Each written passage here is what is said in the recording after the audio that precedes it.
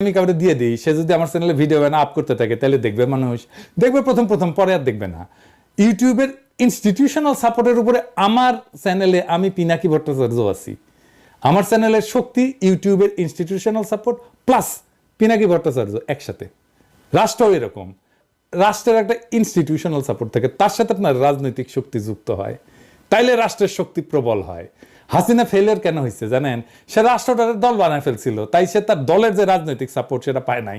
গুন্ডা পাইছে, স্তাবক পাইছে, কিন্তু রাজনৈতিক দল পায় নাই। সেই জন্য সে কোনো পলিটিক্সকে ফাইট করতে পারে নাই। প্রফেসর ইউনূসের সরকারও তাই।